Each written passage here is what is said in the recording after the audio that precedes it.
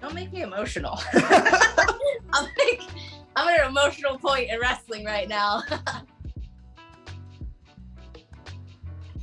I think career right now. That's one thing that I wanted to do and I did it.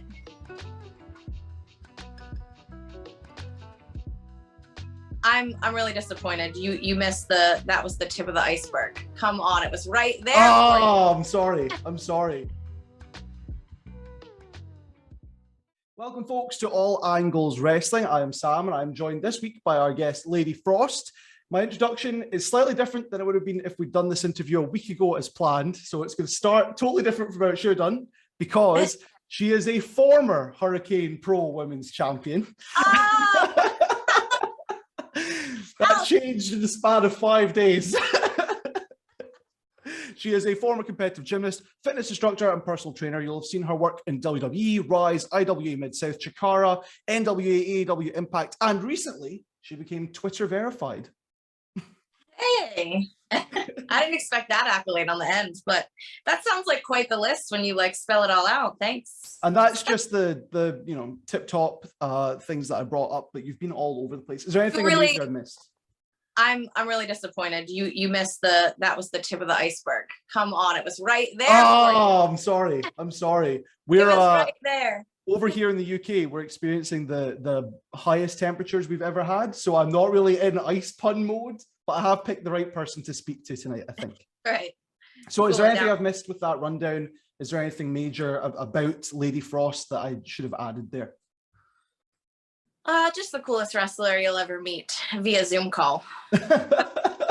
It's a lot easier than a flight from Scotland to Pittsburgh, I'll be honest. Yeah, probably. Awesome. Well, we're going to start with a sort of a game that I've been doing with all of our guests. It's just a quick way to get your brain thinking for all the questions I'm going to throw at you. It's a game called Rushmore. I'm going to give you a topic, and you have 30 seconds to name your top 4 in that topic in no particular order. Okay? All right. Really simple, but it gets you going. Okay. And since I already mentioned that you're a former competitive gymnast, I'm going to ask you your top 4 gymnasts of all time. Oh my goodness. And again, to the old professionalism, I do have 4. You understand that I get dropped on my head a lot, and I'm terrible with names. We're gonna have to go with. This is awful. You think that I should just be able to name everyone? Mary Lou Retton. Okay. We have to go there. I can't do this. It's late at night here. I'm exhausted. Whew. That's fine. You got 1 out of 4. Without the pressure of a time limit. Without the pressure of a time limit, does anyone else come to mind? Dominique Moceanu. Okay. Huge. I don't know. I didn't follow people like personally, especially when I was younger. I think you're so focused on your own path, and like there was just who made the team every year, and those were the good people, and that was it. Right. But I didn't like resonate to anyone. Like Dominique Moceanu was really tiny and tan like I was, so I guess she was one of the competitors. But yeah, otherwise I don't have like Mount Rushmores. I'm terrible. That's no, it's fine. It's just a good thing to get you started. Now it'll be a lot less pressure intensive, hopefully. But I do want to get into, obviously we're talking about wrestling, not just gymnastics, although I would love to. Yeah. But I already failed. Look, if we'd gone any deeper than you just naming people, I would have failed. I have 0. I did 1 summer Olympic trampolining course, and that's it. So I bet that was so fun, though. Yeah, the University of Stirling outside of Glasgow has got like a big sports complex. They're really big on sports. They have huge Olympic-sized trampolines, and this is not the space or time for that anecdote. But yes, that's where I got the chance to do that. But far less impressive than all the things from as we've already addressed from your career, but as we're going to. I'll get to the wrestling side now. I think I had a better transition for this earlier, but I've totally forgotten what it is. So I'm just going to go straight into it. I know that of all the places in the world, you've said that the place you'd be most interested in wrestling is Mexico. Is that still the case? I do think, yes, right now that's the goal. They're heavy in lucha libre, and I think that style suits me very well. So that's next on the list, yes. Is that also a training element to you that you can learn from luchadors and luchadoras at the same time? Mm-hmm. Yeah, absolutely. Is there anywhere else that you're particularly interested in heading to? I want to get everywhere. Japan is on the list. I want to get back to the UK, and honestly, Australia and anywhere else that wants to book Lady Frost. Hi, hello. I'm open. Anywhere that'll take you. That's great. Yeah. I phrased that poorly, but that's fine. I want to ask. I'm basically just getting. Normally, I have a good system of going through my questions, but I had a couple of outliers that was just like I want to ask them, but they don't really fit in anywhere. So I'm just getting them off the table first. So, outside that, I know that for most of your career, you've been predominantly heel, basically from the start. From an outside perspective, something I've always heard is that that's the harder role to take in wrestling because there's a lot of leadership that goes into that and guiding a match. Is that the case, or is that just a misunderstanding that I would have picked up? I definitely think I did a little bit backwards. Yes. And it's, I don't know, easier is a difficult, it's difficult. I don't know. When I started working baby at Impact, I was like, I don't know what to do with my hands. Like, this is weird. It was so unnatural feeling to me. And I think the character that I had built for Lady Frost to me was just dark and cold. And, that was how I identified my mannerisms. But yes, there is a lot of leadership, I think. But once you're with talented people, it doesn't really matter, right? I think anyone can lead from anywhere when you're with people on television. So I think that I will probably go back to the heel role because it feels most natural for Lady Frost, unless I had a different direction for the character that would be easier for babyface. But yeah, I think I did a little bit backwards. I should have been a babyface, but here we are. It's more like, I suppose, 80s wrestlers, etc., that talk about if you're the face, the easiest thing in the world is to jump into the ring and just go at people and attack the baddies, and the crowd gets into it for that. Getting the crowd to hate you is a little bit harder. Yeah, I mean, different audiences are different. They're going to respond differently. I think social media is so big right now that if you have a big following on social media, they just take to you as a wrestler, which, is wild because some people that are really great on Twitter might not be the best wrestlers, and some really great wrestlers aren't the best on social media. So there's a disconnect there. And I think it was difficult to work different promotions and be asked different roles because I never really tried to be a heel on the internet. Like, I maybe gave it a go and I was like, this sucks. I don't want to be mean to people like on the internet. Like, it's not really my thing. And I think once COVID happened and quarantine happened, my husband and I both were just kind of ourselves and real. And I don't know, it's hard to stay in character for 2 years being a bad guy. Like, that wasn't something that I wanted to do. So you let that curtain open a little bit, and we just wanted to connect to people and relate and tell them we appreciated them, and we were connected even though we were stuck in our house. And I don't know if that made us seem babyface, but people liked us. So yeah, then when we went to shows and we were bad guys, people were like, what the hell, you're really nice on the internet. We're like, yeah, well. Meet your heroes in this case, I suppose. You mentioned it when we were talking about this, so I'll bring it up. I think I'm your first interviewer, the first one that I've seen, because I tried to see anyone I'm talking to. I tried to watch all their interviews ahead of time to really make sure I'm asking new questions. But I think I'm your first interview since you requested your release from Impact.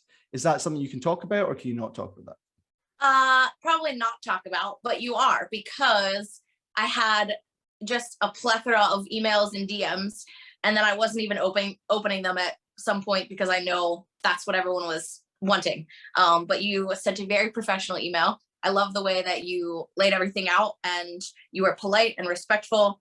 And I thought Scotland was a really cool place, and maybe I would be exposed to, a different audience there. So hopefully don't mess it up. Well, that's a tremendous pressure to put on me now. That's fine. Right. If you can't talk about things, can't talk about things. I won't push into it and get in trouble there. But we'll ask you some elements of your time there then, rather than the departure. I know that one of the first people you met in terms of getting your foot in the door was Mickie James for the Empower pay-per-view. Was she a big driving force for you behind the scenes? She was amazing. Yes, she was incredible. The work at NWA, that's when I first met her. I was just like, holy cow, she's, everything. And it was really important to watch her lead and kind of not dig her heels in anywhere, because she is everything, if that makes sense. Like, it's not the place, it's her, and she then makes the place better. Okay, excellent. Did you get many opportunities to work with her in terms of, I don't know how much she does backstage or how much you're doing on camera with her? No, I really didn't get anything. I'm sad. Like, I don't know if that ship has sailed, but I hope not. That'll come back around. One of the things you did get a chance to do was compete in the first ever Women's Ultimate X match. What did that mean to you? Had you been exposed to that kind of match very much before that, or was this sort of learning on the job? No, that was very much a goal of mine. That's one of the reasons that I discovered Impact and loved them so much. I wanted that style of match very, very much. So I didn't know they were going to do the all women's match. And when I was speaking to Gail, I said, this is like my bucket list. The one thing I want to do, I want to be the first woman in an Ultimate X match. And she said, well, we're going to get together an all women's match. So thankfully I got to be a part of that. But yeah, that was definitely on the bucket list. Clearly I love acrobatics and swinging from things and hanging. Like, that's always been in my playtime, like going to trampoline parks, and they have the obstacle courses and stuff like that. So I was very much looking forward to it. I knew I had in my head that I was gonna moonsault off of somewhere high and I got to accomplish that. So that was honestly right now, I think, the biggest thing for me that I feel like I'm proud of. From your time at Impact or career general, is that the biggest moment? I honestly, yeah, that moment for me, I think career right now. That's one thing that I wanted to do and I did it. It feels, I mean, we've talked about Empower. I know that in a previous interview, your husband was saying that you were one of only 5 people to compete at Empower and at Knockout or Knockdown. So you, not inadvertently is the wrong word, but you've not been the face of it, but you have been involved in all of these big firsts for women's wrestling that have happened in the last couple of years. Does that feel good to be involved in some way in all these things? It does. It really does. And I hope no matter what happens, I want to keep being a part of that, because you know, I'm not getting any younger. I know that there's a lot of insanely talented women, or young women rather, that are coming up in the business, and they're going to have a whole bunch of firsts ahead of them. And that's awesome. I would never want to take that away from anyone else, but I sure hope that I get a bunch more before I retire. Hopefully that is a long way off as well, by the way. We'll see. I mean, my the last interview we had come out was with Tim Storm, who obviously famously started wrestling quite late, and not late, but later in his life than most people. And the thing that he always says is that he's been able to do it for 26 years because of the idea of your bump card, and that he still had more left over because he didn't start when he was like 14. Are you feeling that in a similar way, that because you started doing it later in life, you can probably go slightly longer? I definitely feel like men are different in that regard. Like grizzled old vets is cool for men, but not necessarily for women. I think that stigma is still around. I've been beating my body up since I was 6 years old. I did it for free for 10 years, for a decade, training in gymnastics, very, very rigorous schedules, and traveling, same kind of thing. And now I would like to get beat up for money. So it's a little different. And I think, you know, some people are willing to do it longer for a certain period of time for certain goals and accomplishments. And I think it's up to anyone in their body and in their heart when it's time to be done, right? Like, I would love to manage my husband if I had that opportunity. If he was on television and they were like, hey, well, you can't wrestle, but you can manage him, I'd be like, freaking great. Like, I would love to not take bumps. I mean, that's a lie. Like, obviously, I want to make history and be like a crazy high flyer that young women look up to, but there's a whole bunch of 18-year-old gymnasts coming up in the industry now. So I think we're going to see a lot more of it. Hopefully I started that trend with the women 4 years ago, but who knows? Joshi's have been doing it forever. I'm rambling now. No, I don't even know what the question was. That's the point of interviews, is to ramble, isn't it? Yeah, I mean, you've mentioned wanting to be an inspiration in Joshi there. We will talk about that later. I've got my system. I've got my layout. It never works, but I'll get into all those things later, I promise. Just on subject of Impact, of knockouts, knockdown. I know that you've mentioned that a big moment for you was being the first match out after Daphne's 10 bell salute. What are your memories or experiences with her as a person? I actually never got to meet her. I didn't. But you could feel from everyone else the tremendous impact that she left. And it's, you can feel the love and the pain when you're in a room in a space like that, when someone is honored. And it was very, very heavy. And we were 30 seconds after all of that happened. And I was first out of the curtain. And I think, it was almost, if I had known her, I don't know if I could have pulled it together in 30 seconds and then come out as a baby face and let's start this show. But it was still very, very difficult because that is still heavy in the room. It was almost tangible. You can feel the intensity of it all. Of course, it's a big moment and not easy to have to set the tone for the rest of what has been what was a very well received show, but have to start it in such a down place. Then you'd be the first person to come out is not easy. But I think most people would say you've done commendably, and it's a good memory to have, even if it's a sad memory to have, but a good memory to have from your time there. Talking about other massive influences in the world of women's wrestling. I know that your reference point when you talk about wanting to be an influential figure for young girls is, I think an exact quote I've got from a previous interview of yours is, "I'd love to be one of those influences like Lita was." And in other interviews, you've also said that a match you'd love to do is a TLC match. Is she to blame for that decision making? So I actually got to work in a match with Lita. She was just the ref. Wow. Yeah, she was super cool though. Yeah, I think a TLC match is definitely on the bucket list. Like I've had a Falls Count anyway, and you get some there was a match at Hurricane Pro where there were Legos and horses and printers and all sorts of weapons. But I think a traditional TLC match is something that's on the bucket list for sure. I think some women are timid climbing up at that height, right? For me, I have no fear up there. I'd be gone. That's your happy place. Yeah, it's on top of a ladder. If she's I know you've also said that, people compared your moonsault to hers, I suppose, because she's the what most people's first introduction to women can do high flying moves. Other people that I know that you said you checked out early on when learning to wrestle were people like Will Ospreay, Ricochet, Alex Zane. Were those recommendations and comparisons that trainers gave to you, or were you seeking out people that you wanted to emulate when you were checking out their work? Yeah, I didn't get a whole lot of guidance. Actually, if you know Lee Moriarty, we trained together in Pittsburgh. He was the one that told me about Ricochet originally 5 years ago. And that was right before he got signed, I believe.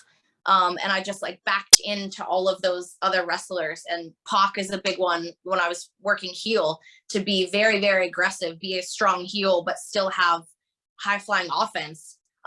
Finn Balor, people that are very, very smooth and fluid, but still very intense. I think that's what I looked for. And it wasn't that it wasn't there in women per se, but I think the best of the best was just in men's wrestling with Will Ospreay, who is still there.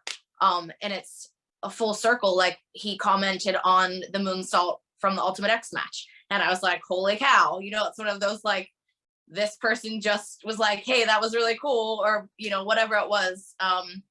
That was a big deal because, you look at people, not that you want to be like, but you have to mold yourself somehow.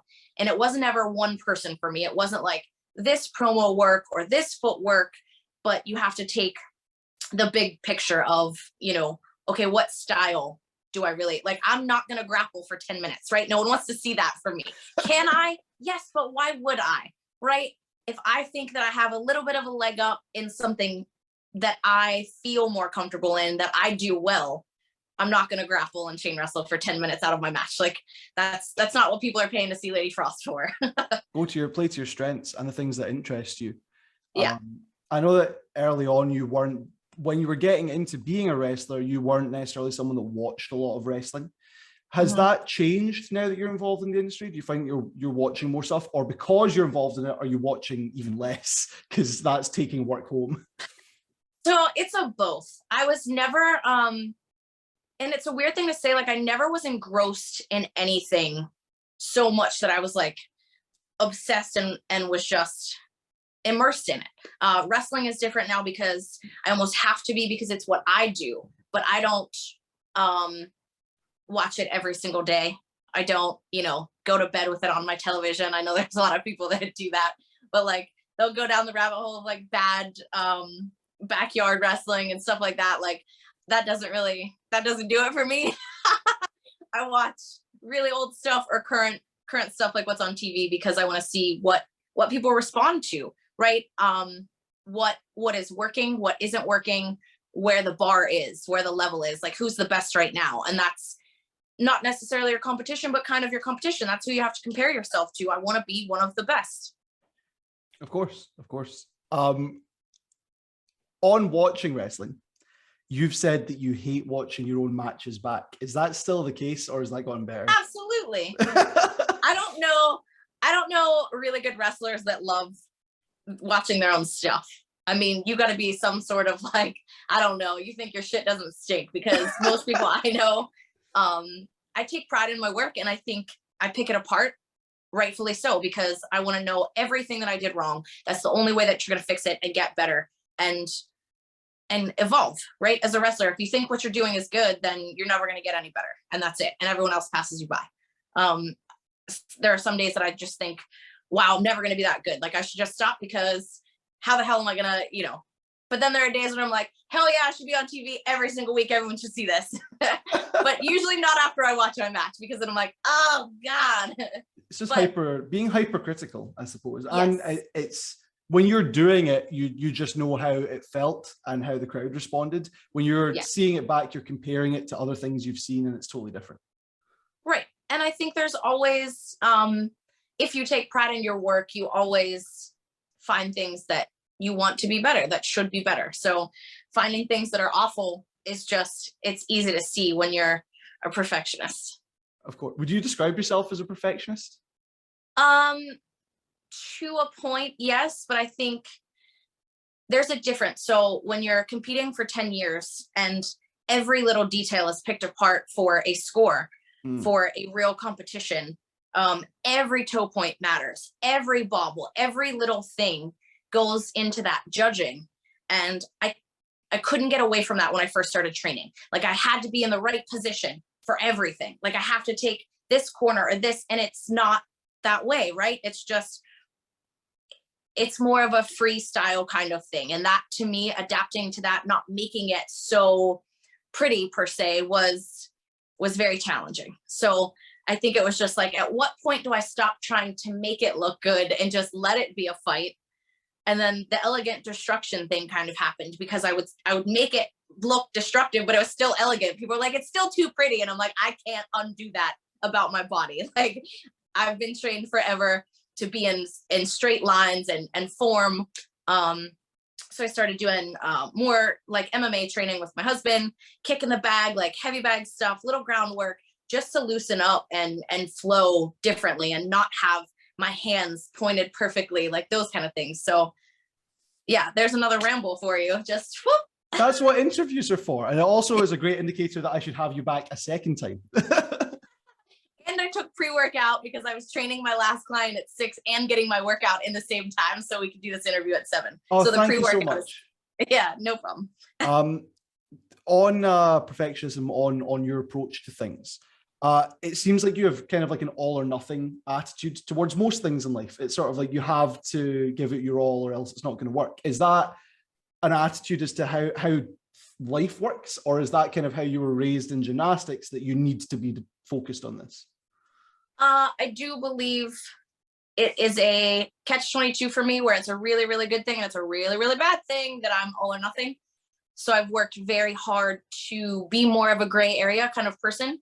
I think naturally and very much so early on, I was very black or white. That was it. There was no, it was right or wrong, and there was nothing else. And I think as you grow and experience real life, you have to understand that there are nuances and gray areas and things that, you know, everyone has a unique story, or take or emotion or response. And that's very, very important to communicating with people. It's not just my way or your way. Then you never get emotional connection with people or any kind of connection. So I worked very hard to not be all or nothing, but I do feel like I wanted wrestling to be my career. I didn't want to just do it on the weekends and it be a fun thing, because it's not fun. I don't want to make $20 getting thrown through a pane of glass for $20. You know what I mean? That's not fun to me. I wanted to make money. I wanted to take it seriously. I want to train all the time. And I think that's a different mindset. It's everything. You have to pour everything into it. We sold our house. We moved to Baltimore. We moved to Philly. Like, we did everything that we could to try to succeed, because that's what I believe, you have to do. But sometimes giving it your all and working hard isn't all that you have to do in the wrestling business. Can that attitude lead to burnout? Because I know that you were close to hanging up the boots around Mania time last year. Mm-hmm. Yeah, a couple times, and this could be one of them. I think we all get to a point where you care about something so much, if it's hurting you that much, also you think, why? And I think everyone kind of questions that. I don't know about everyone. I know of a few people, and myself in particular, where it's hard to feel let down over and over, right? I think say in fitness, if you put the work in, you get the results. If you eat the right foods and you do the right exercises, you see a change in your body, and that's what it is. It doesn't happen that way in the wrestling world. It's not just like, hey, you do these things and you complete graduation and then you're going to make this much money. And then it's not like that. So it's different, because it hurts. It hurts in a different way, not like you're in your 20s, right? I think in your 20s, you're just like, whatever, I'm living out of my car, I'm doing this, I'm living the dream, I'm going to the bar, I'm with my friends. And then, like, once you're in your 30s, you're like, man, well, I got a house and dogs and a family and things that, it changes your perspective a little, where I'm like, no, this shit's serious. Like, I'm trying to make a living off of this. It's very important to me. So, yeah, it's a lot when you care a lot. Yeah. I don't know if that makes sense. At the same time, you said that it's important to sort of, it's all or nothing to make it work, but it can't be your everything, because in order to have the healthiest relationship with wrestling, fitness, with whatever it might be, you need to be able to walk away from it tomorrow and still be fine with that. Is that still kind of how you feel? Is that definitely? What interview did you watch? Because I remember saying this. No, it's very much what I believe in. I think in even, let's say, a relationship, right? I hate always bringing my husband into it, but it's my reference point, because I was very fine being single, and then you get married and you have to say, you are my everything. But if something were to happen, I have to be okay as an individual to live without someone else, right? I have to be able, if I broke my neck tomorrow, to live without wrestling. There has to be a unity to yourself, a wholesomeness that you have, that you can exist without anything else.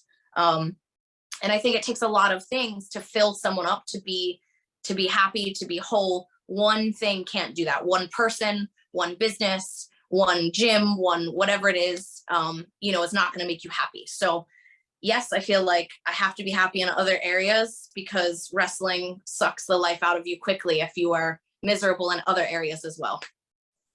Yeah.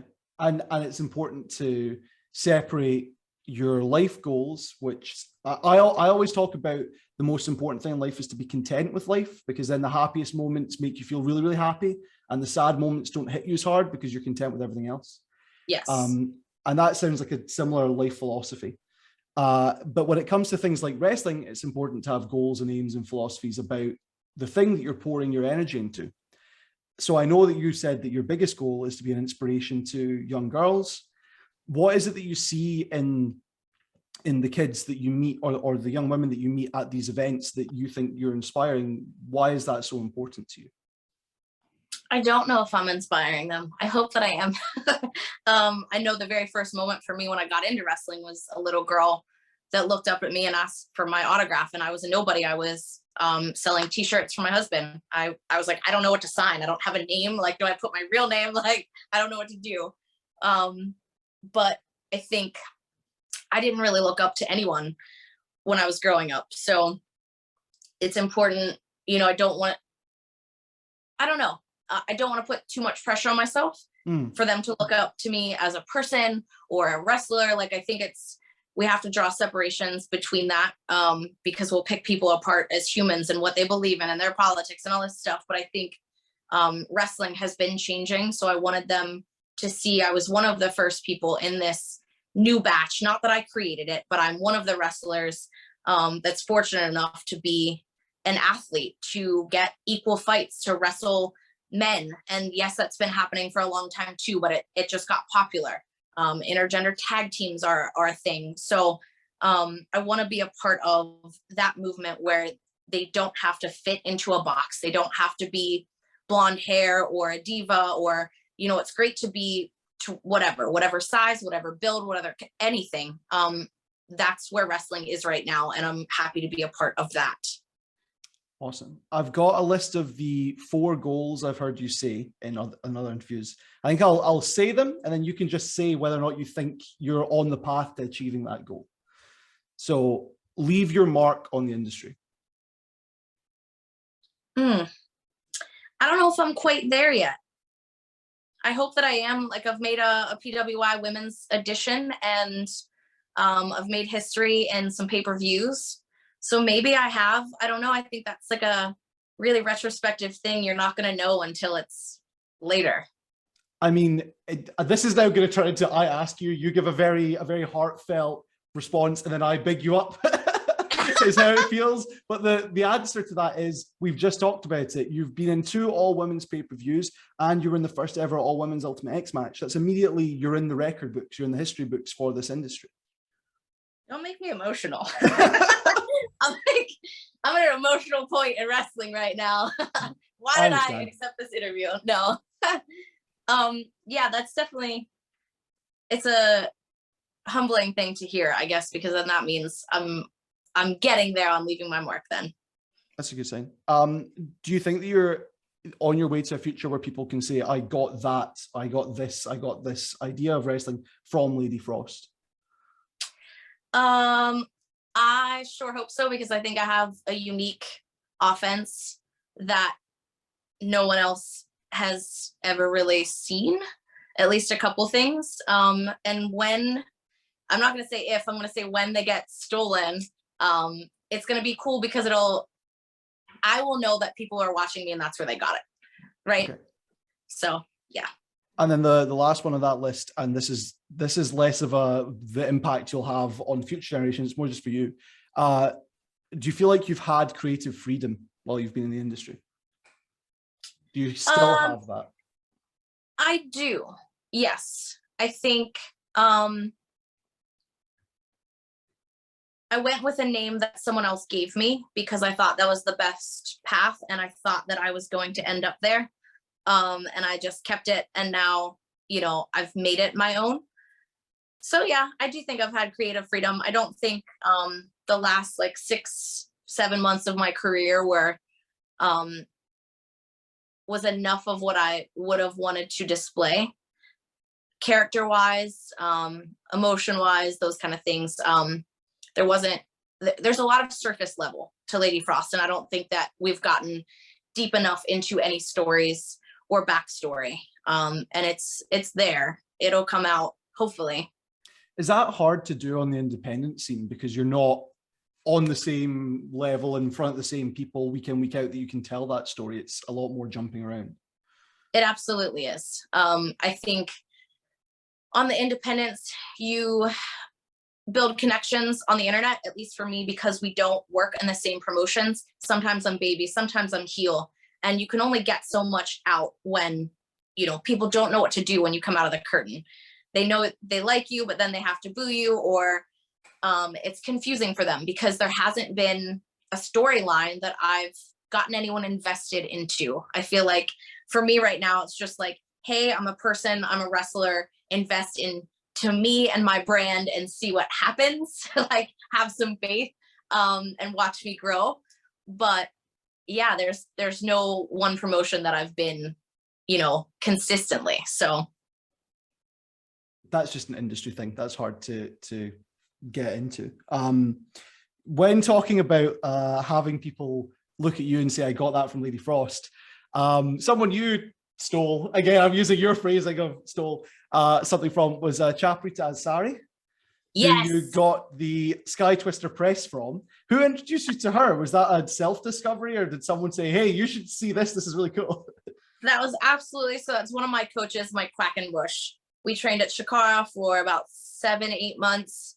One of the best coaches I've ever had in the world. And he definitely said, hey, can you do this? And I was like, absolutely. He was like, I thought this was an awesome move.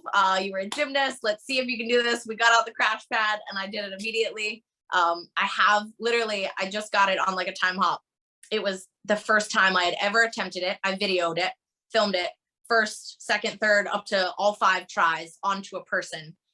So it was, I don't know how I just pulled it off like out of my butt, but yeah, that was definitely props to Quack for that one. So I hadn't heard of her until you mentioned her in an interview. And I think a phrase you then used later on was, she invented it, but I've perfected it. Yeah. And going back and seeing her clips and the fact that she regularly lands to the left, to the right, upside down, whether it's every time I've seen you do it, it's been picture perfect.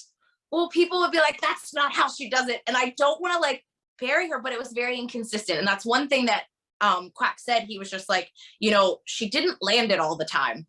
And I don't know if he had worked with her at one point or saw her live, but I know that like I was looking at the clips and I was like, is this a 1.5 twist? Is this what is going on? But the couple ones that she did land clean or just that full twisting. So there was like a debate. Well, that wasn't the move. And I didn't want to be like, well, she never really hits it the same. So I do take pride in hitting it flush every time. That's important. And I think that's important for your opponent to see like, hey, you know, I'm not going to mangle your face on this move.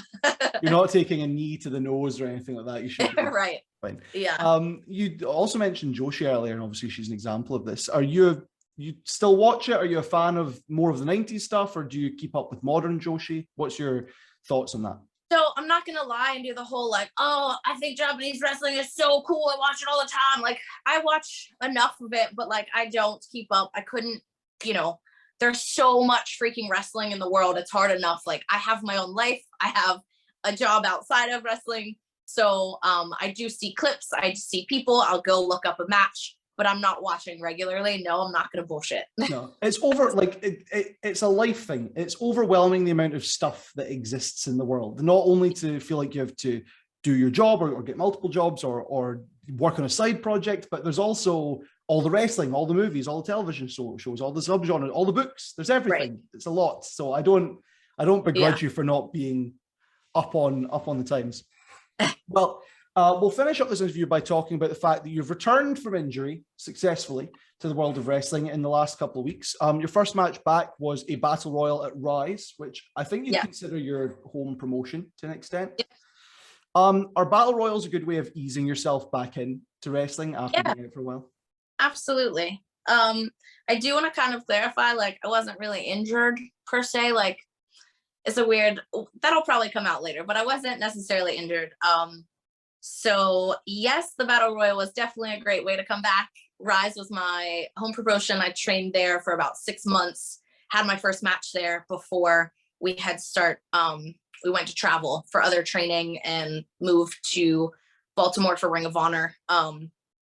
So I still credit them as my home promotion. Brandon Kay was my first coach ever. He took me in. So it was really cool to have that moment with him and that battle royal. I lasted like 2 minutes, but you know, whatever.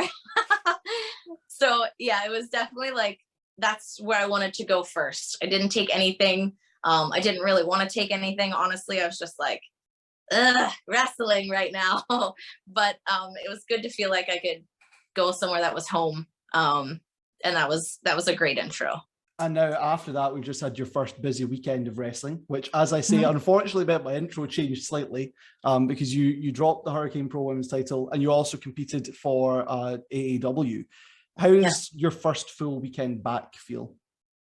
I'm a little sore, a little sore, but no, it was great. I shared the ring with some incredible women. Actually, AEW is awesome. I've been there a good bit now, so it's starting to feel a little more comfortable.